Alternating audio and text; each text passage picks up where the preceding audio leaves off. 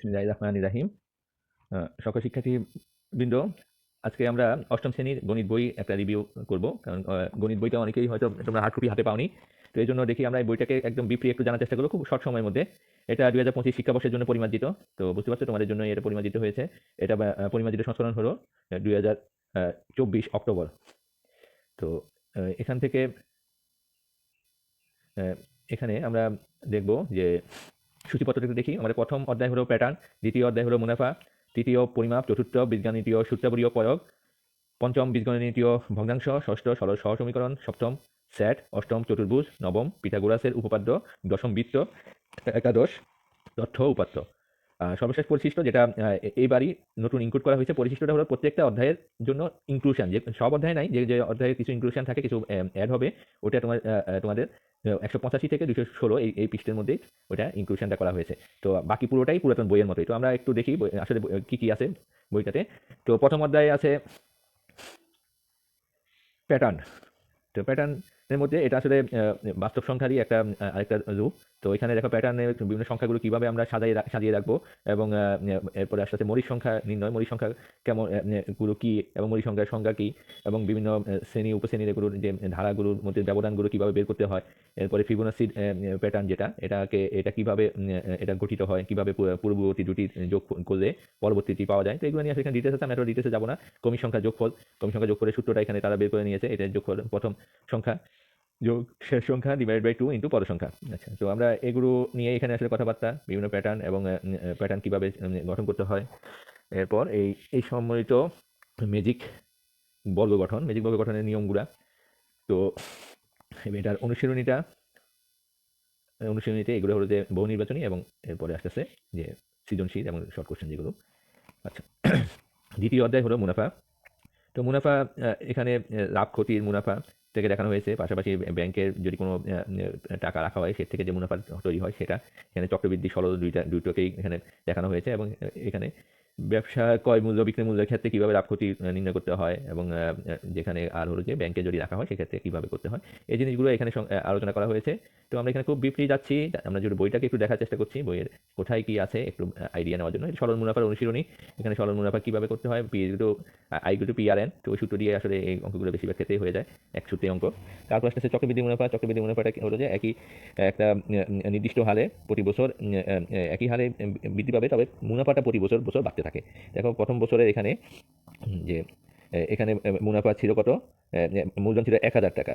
1000 টাকা 12%-এ আসছে কত, 120 টাকা প্রফিট হয়েছে। তো তখন দ্বিতীয় বছরে কিন্তু তার মূলধনই হয়ে গেছে 1120 টাকা।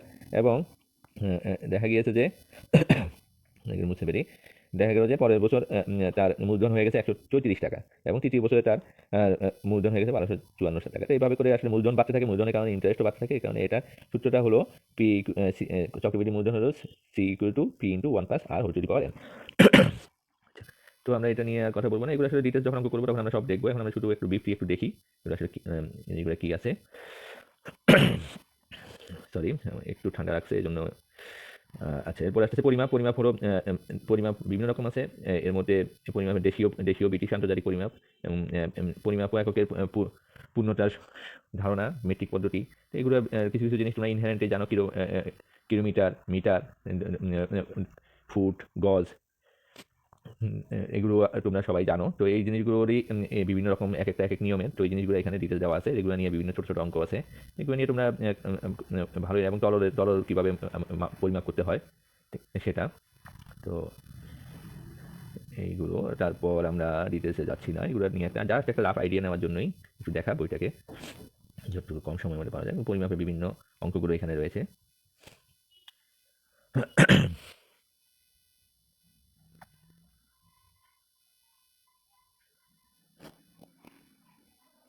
এরপরে অনুশীলন হলো বীজগণিতীয় সূত্রাবলী ও প্রয়োগ। বীজগণিতের সূত্রাবলী আসলে বীজগণিতের প্রাণই হলো সূত্র। এই সূত্রগুলোকে জানা এবং এগুলোকে প্রয়োগ করতে পারলেই তোমার বীজগণিত অঙ্ক অনেক সহজ হয়ে যায়। তো আমরা এখানে দেখো বীজগণিতের যে সূত্রগুলো, a+b² সূত্র, a² + 2ab + b², পাশাপাশি বিভিন্ন আরও কিছু সূত্র আছে। এগুলো সব কিছু সূত্রই তোমাদের এখানে কিছু মুখস্থ করে ফেলতে হবে। গণিতের একটা জিনিসই মুখস্থ করতে হয়, সেটা হলো সূত্র। ঠিক আছে, তো এই সূত্রটা তোমার মাথায় একদম রেখে দিতে হবে, বাকি অঙ্কগুলো তোমার অনেক সহজ হয়ে যাবে। আচ্ছা, আবার এই আমরা বীজগণিত সূত্রের সাহায্যে রাশির বর্গ নির্ণয় করতে পারা, এগুলো আসলে এ প্লাস বি হোল স্কয়ার এ মাইনাস বি হোল স্কয়ারের সূত্র দিয়ে আসলে বেসিক্যালি এগুলো হয়ে যাবে। আচ্ছা, আরও অনেক অঙ্ক আছে এখানে, আমরা এগুলো নিয়ে এখন আর কথা বলছি না। আমরা এবার যাচ্ছি পরবর্তী অধ্যায়ে কি আছে। এটা এটা হচ্ছে ঘনের সূত্রের অধ্যায়। এটা এটা গেল। তারপরে উৎপাদকের বিশ্লেষণ। উৎপাদকের বিশ্লেষণটা অনেক ইম্পর্টেন্ট। এটা এটা প্রচুর প্রয়োগ আছে। তো এগুলো নিয়ে আমরা এখানে কথা বলবো না। আমরা যা দেখছি আমাদের বইয়ে কী কী আছে। প্রচুর অঙ্ক দেওয়া আছে উৎপাদক বিশ্লেষণের জন্য। 44টা অঙ্ক দেওয়া আছে। তো এগুলো করলে তোমার মোটামুটি আর এগুলো নিয়ে কোনো কনফিউশন থাকবে না। রসাগু গসাগু, বীজগণিতের রসাগু গসাগুলো, এমনি রসাগু গসাগু তোমরা তো পারো। বীজগণিতের রসাগু গসাগুলো একটু ডিফারেন্ট, বাট নিয়ম একই, বেসিকটা একই। যে গসাগু হলো কমনটা, আর রসাগু হলো কমন এবং আনকমনের গুণফল। বীজগণিতীয় ভগ্নাংশ। বীজগণিতীয় ভগ্নাংশের যে বিভিন্ন অঙ্কগুলো এখানে রয়েছে। ভগ্নাংশের তোমরা জানো হর এবং লব থাকে, এবং হর লবে যখন বীজগণিতীয় রাশিগুলো থাকে তখন বীজগণিতীয় ভগ্নাংশের সৃষ্টি হয়, এবং এগুলো কীভাবে কাজ করতে হয়, যোগ বিয়োগ কীভাবে করতে হবে, গুণ করতে হবে কীভাবে, এগুলো নিয়ে ডিটেলস এখানে আলোচনা করা আছে। আমরা যখন chapter by chapter, page by page আলোচনা করবো, তখন এগুলো নিয়ে সব ডিটেলস কথা হবে। আমরা জাস্ট বইটুকু একটু দেখছি, ওভারভিউ দিচ্ছি। ভগ্নাংশের ছিল যোগ, এগুলো এবার হলো গুণ।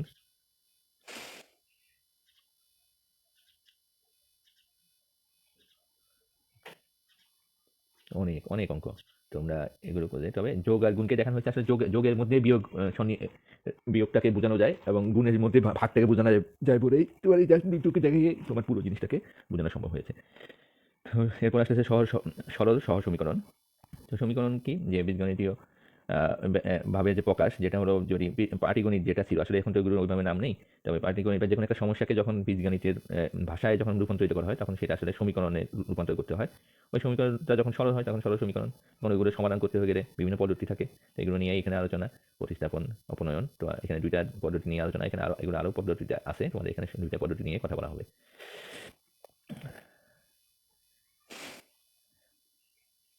বাস্তব ভিত্তিক সমস্যার সহজ সমীকরণ গঠন। তো এবার এগুলো হচ্ছে বিভিন্ন সমস্যার উদ্ধৃতি থাকবে, ওটা অনুযায়ী তুমি নিজেই তোমার সমীকরণ গঠন করতে হবে, করে এগুলোকে সমাধান করতে হবে। এগুলো অনেক সহজ, তোমরা দেখে হয়তো ভয় পাওয়ার কিছু নেই। এগুলো অনেক সুন্দর এবং সহজভাবে করে ফেলা যায়। তো তোমরা শুধু একটু রেগুলার থাকতে হবে, রেগুলার থাকতেই তোমাদের এগুলো তোমরা বুঝতে পারবে। আচ্ছা, সেট। সেট যে কোনো জিনিসের সেট। ধরো তোমার এক সেট বই, তোমার যে জ্যামিতি বক্সে একটা সেট থাকে, ঠিক আছে, তোমার তোমার মা তোমার মা বা বোনের ঘনার একটা সেট থাকে। এই ধরনের সেট হলো কি একই ধরনের জিনিস একসাথে রাখা। এখন ওইটারই গাণিতিক যে প্রকাশ, ওইটা হলো এইখানে সেট। তো সেটের অঙ্কগুলো এগুলো ভালো, এবং এগুলো থেকে অনেক কিছু শেখার আছে, ব্যঞ্চিত্র, অনেক গ্রাফিক্যাল প্রেজেন্টেশন। তো এখানে খুব শর্টলি দেওয়া আছে, কারণ হলো তোমরা এটা নিয়ে একটা ধারণা তোমাদের রাখবে, যাতে নবম শ্রেণীতে তোমরা যখন সেট করবে যাতে তোমাদের কোনো সমস্যা না হয়। তো ওই ধারণার জন্য এখানে আসলে তোমাদেরকে দেওয়া। আচ্ছা, তারপর আসতেছে জ্যামিতির প্রথম হলো যে চতুর্ভুজ। চতুর্ভুজ তোমরা সবাই জানো, চার বাহু যার আছে তাকে চতুর্ভুজ বলে। তো চতুর্ভুজের ক্ষেত্রে এখানে বিভিন্ন ধরনের চতুর্ভুজ, সামান্তরিক, আয়ত বা লম্বস, বর্গ, এগুলো সব কিছুর মধ্যে একটা সম্পর্ক আছে, ট্রাপিজিয়াম, ঘুড়ি। তো এগুলো নিয়ে এখানে আলোচনা করা হয়েছে। তো এই আমরা দেখছি, এরপরে আসবে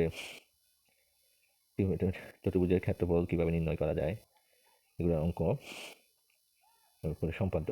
তো সম্পাদ্যটা হলো কি, সম্পাদ্যতে তোমার চিত্রটাকে খুব সূক্ষ্মভাবে আঁকা হয়, এবং এখানে কণিক মানগুলো এবং মাপগুলো অনেক সূক্ষ্মভাবে করতে হয়। তো ওইগুলো নিয়ে এই সম্পাদ্য নিয়ে তোমার এই সম্পাদ্যগুলো এখানে আছে, যেটা তোমার অঙ্কনের বিবরণ সহ দিতে হবে। তবে এখানে বেসিক্যালি অঙ্কনটাতেই নাম্বার থাকে, তো অঙ্কনে কোনো ভুল করা যাবে না। যদি উপপাদ্যের ক্ষেত্রে এই জায়গায় একটু ছাড় আছে, কিন্তু সম্পাদ্যের ক্ষেত্রে অঙ্কনটা খুব ইম্পর্টেন্ট, এবং অঙ্কনের বিবরণটা দিতে হবে, প্রমাণটা এখানে এতটা ইম্পর্টেন্ট নয়। আচ্ছা, ঠিক আছে, আমরা এবার দেখি আর কোথায় যায়। এরপর আসছে পিথাগোরাস উপপাদ্য। পিথাগোরাস উপপাদ্য এটা তোমাদের পুরোটা জীবন তোমাদের সাথে থাকবে, ঠিক আছে। এই পিথাগোরাস উপপাদ্যের প্রচুর প্রচুর ব্যবহার, প্রত্যেকটা জায়গায় জায়গায় ব্যবহার, ঠিক আছে। অতিভুজের বর্গ, বাকি দুই বাহুর বর্গের যোগফলের সমান। এটা নিয়ে এটা জানার খুব দরকার, এবং এটা খুব ভালোভাবে জানা থাকলে তোমাদের পরবর্তীতে অনেক ধরনের সমস্যা তোমাদের অনেক সহজভাবে তোমরা সমাধান করতে পারবে। তারপর আসছে বৃত্ত। বৃত্ত আমরা সবাই চিনি, ফুটবল যেমন গোল, অনেক ঘড়ি গোল, চাকা গোল, চুরি গোল, অনেক বৃত্তের অনেক উদাহরণ এমনিতেই আছে। আর বৃত্ত নিয়ে এখানে ডিটেলস আলোচনা হবে। বৃত্তের কেন্দ্র কী, পরিধি কী, স্পর্শক কী, যা কী, ব্যাস কী, ব্যাসার্ধ কী, তো আমরা এইটা নিয়ে দেখছি, আমরা বইটাকে আসলে খুব অল্প সময়ে দেখা তো আসলে যায় না, দেখতে দেখতে আসলে সময় লেগে যায়, তারপরে দেখছি যতটা স্বল্প সময় শেষ করা যায়।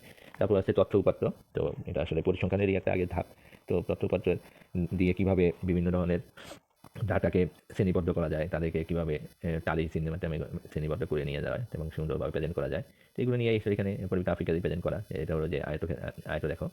তো এভাবে করে এটা ফাই চার্ট, এগুলার কণিক মান বের করে ওই মান অনুযায়ী তোমার এগুলোকে বসানো। গাণিতিক গড় নির্ণয়, এখানে অনেকগুলো পদ্ধতিতে গড় নির্ণয় করা হয়। ঠিক আছে, আমরা দেখি আমাদের পরবর্তীতে কি আছে। এটা অনুশীলনী 11। অনুশীলনী 11-র পরে এরপরে আছে উত্তরমালা। তো আমরা এখন জাস্ট যে জিনিসটা দেখবো ওটা আমাদের নতুন যে সংযুক্তিটা হয়েছে, যেটা আমাদের পুরাতন বইয়েতে নেই, ওই জিনিসটা কি আছে। তো আমরা একটু দেখি ওখানে কি আছে। উত্তরমালাটা শেষ হলো। হ্যাঁ, এই তো পরিশিষ্ট দেখো, প্রথম অধ্যায়ে কোনো পরিশিষ্টতে কোনো অ্যাড হয়নি, দ্বিতীয় অধ্যায়ে সংযুক্তি হয়েছে, কিছু কিছু অঙ্ক তারা অ্যাড করেছে। ক্ষতিটা একটা লাভ ক্ষতির সংজ্ঞাগুলো দেখাচ্ছে। তো দ্বিতীয় অধ্যায়ে এগুলো তাদের সংযুক্তি। তারপর চতুর্থ অধ্যায় দেখো, দ্বিতীয় অধ্যায়ে 5টা উদাহরণ তারা সংযুক্ত করতেছে। চতুর্থ অধ্যায় সংযুক্তি, তো বীজগণিত সূত্রের যেটা অধ্যায় ছিল ওইখানে কিছু সংযুক্তি আছে, করে তারা এটা প্রকাশ করলো। এরপরে আসতেছে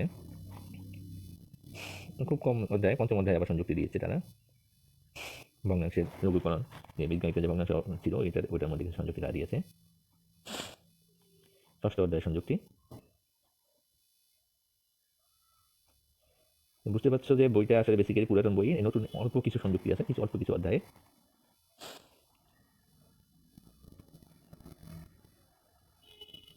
অষ্টম অধ্যায় সংযুক্তি। অষ্টম অধ্যায় এটা কি, বৃত্তের যে সংযুক্তি, এটা একই যে জিনিসগুলো বলেছে এগুলো আসলে এখানে সংযুক্ত করে দেওয়া হয়েছে। স্পর্শক সম্ভবত এখানে থাকতে পারে। তো এই জিনিসগুলো এখানে দেখানোর চেষ্টা করা হয়েছে। সন্নিহিত কোণ, এইভাবে করে আসলে বইটাকে সাজানো হয়েছে। ত্রিভুজেরও কিছু অংশ সংযুক্তি করা হয়েছে। এই জ্যামিতিতে আসলে অনেকটা অংশ সংযুক্তি করার চেষ্টা করেছে, কারণ জ্যামিতিতে অনেক আগের বইটাতে তারা যা ছিল সেটাকে তারা মানে পরিপূর্ণ মনে করেনি, তার সাথে কিছু সংযুক্ত করার জন্যই এগুলোকে সংযুক্ত করা, এবং জ্যামিতিতেই মনে হচ্ছে খুব বেশি সংযুক্ত করা হয়েছে। তো তার মানে জ্যামিতিতে তোমাদের একটা ভালো একটা নতুন জিনিসও তোমাদের অ্যাড থাকবে। তো এটাই বোঝা গেল যে জ্যামিতি দিয়েই তারা আসলে তাদের সংযুক্তিটা বেসিক্যালি শেষ করেছে। তো ধন্যবাদ, সবাই ভালো থেকো এবং মনোযোগ দিয়ে দেখার করো। আল্লাহ হাফিজ।